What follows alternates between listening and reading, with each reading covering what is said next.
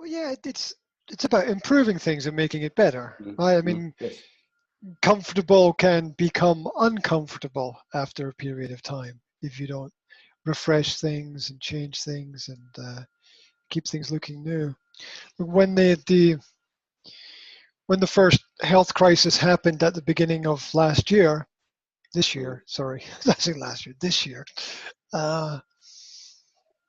one of the first things I did was build a virtual studio because my brain was like, I'm going to have something to keep my brain occupied because there's going to be a lot of crazy things going on, and it's a good time to diversify and explore other things. So, and also knowing that, look, in the summer here, the days are long. It's averagely warm. You can go out and enjoy things. In the winter here, as now this period of time, like we had just like 3 days of rain. It was dark for 3 days and it rained for 3 days, and you you could be all Scottish and put on your big raincoat and your boots and go and walk up some hills and be like, ah, success. But it's not really that much fun to be honest, doing it in the cold and the wet. So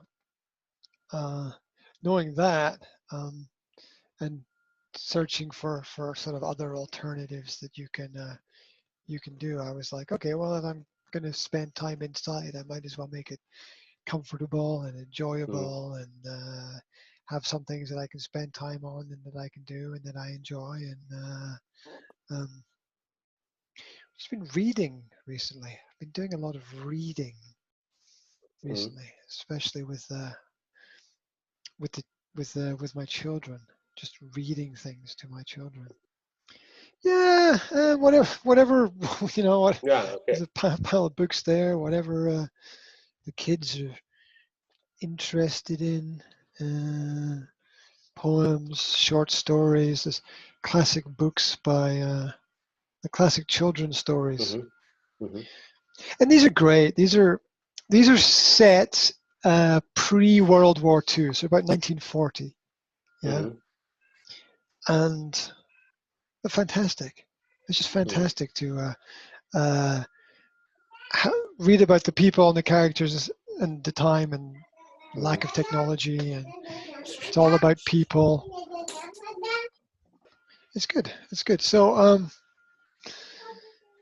yeah, it's something that I don't do enough of. Everybody should find some book, and better than films, right? Because when you read, you start to make pictures in your mind, and you imagine the characters and the people and the places, and I think it's better.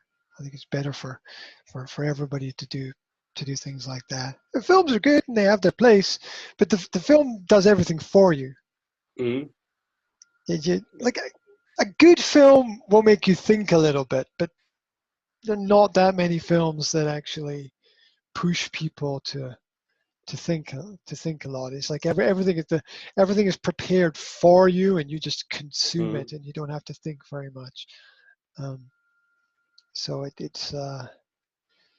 it's a long and difficult process introducing the children to reading and to books.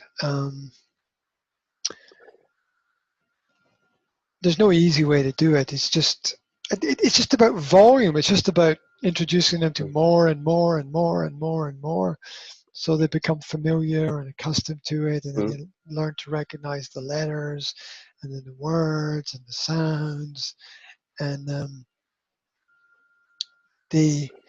as long as they're in the environment of the language, they will develop the skills connected with the language.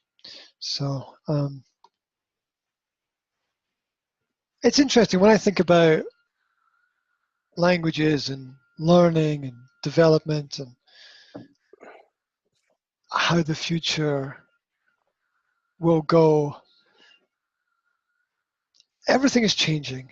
And one example of this is people's access to resources is almost immediate now. Yep. And I've said this before. There's no excuses for getting things wrong now. Like in the past, you could say, "Oh, somebody told me, and somebody told them," and but now you can check everything, and you can check everything from multiple sources. So there's no real excuses for getting anything wrong. So like in the future, nobody will be able to say, "I didn't know." It might even disappear from the language, right?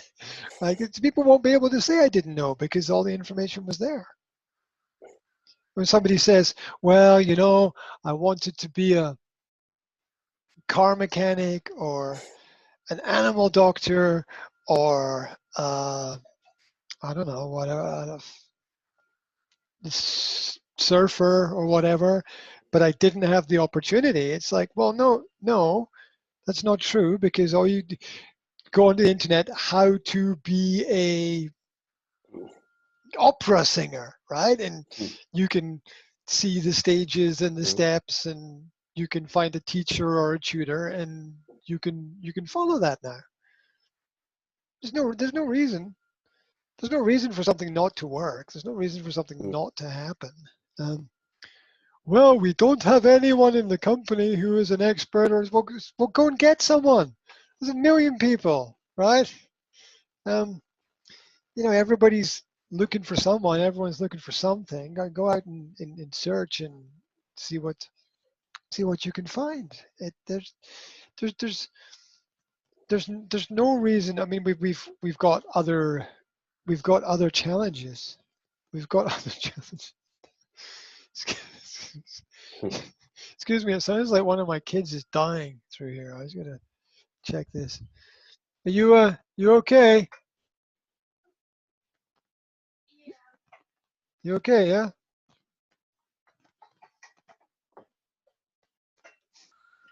Yeah, there's no reason for things not to work. Yeah, because when someone asks you something, you're like, well, I can check. It's give me some time to check, and I'll check, and I'll see what the situation is. Yeah, I mean, we're not only can we check things now, we've got a lot of information about what's coming, what's next.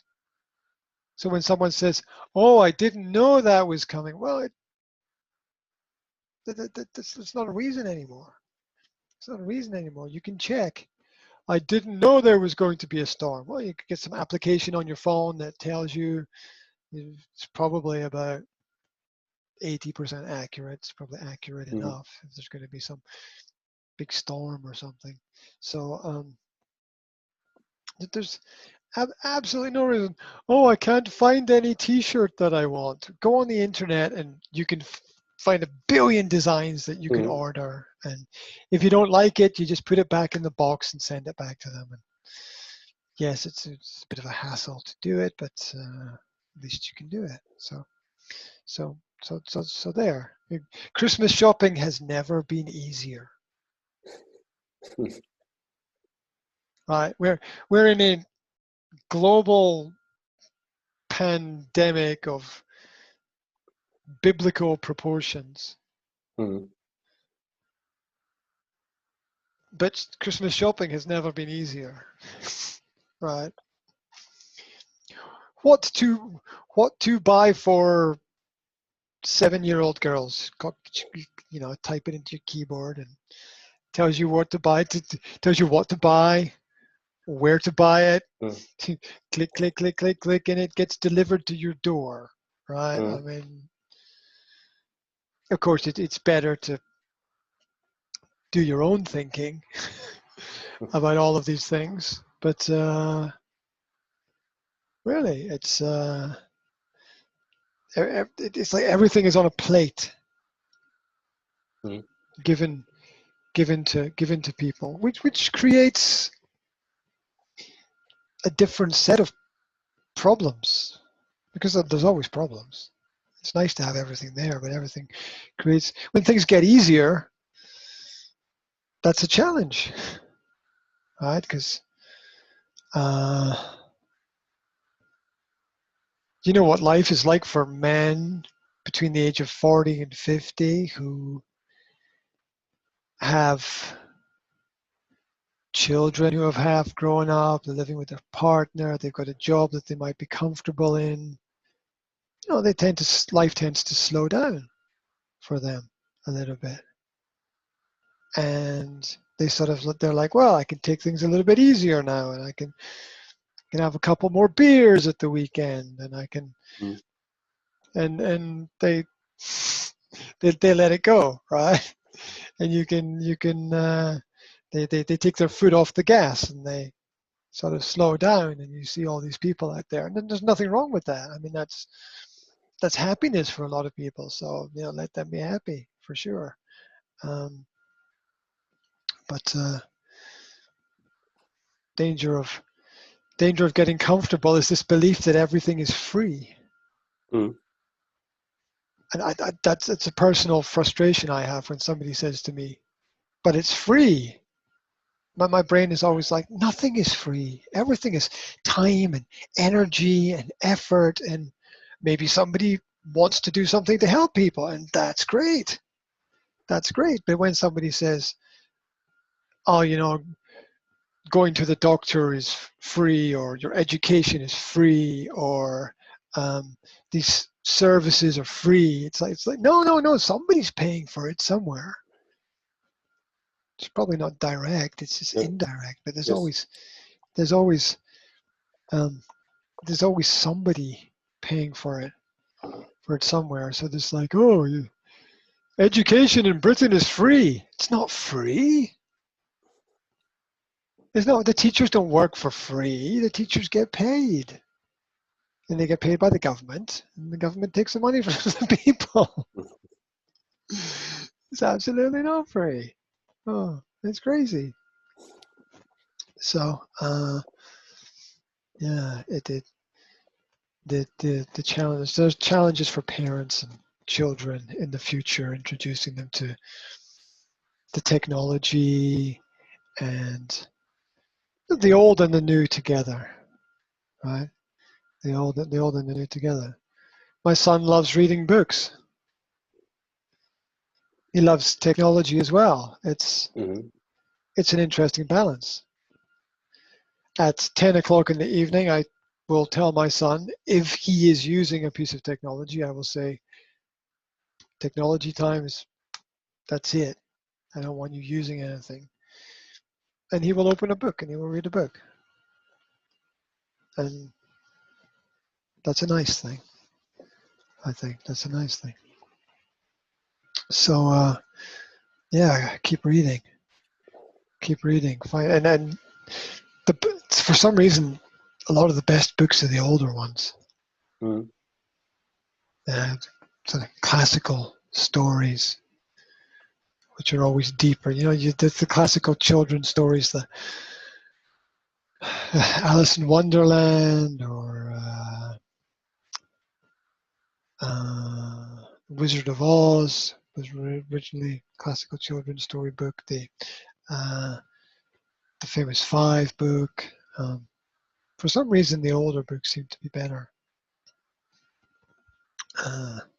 Anyway, right. Good time for authors right now. If you're an author and you're writing books, people have time. What are they doing with their time? They're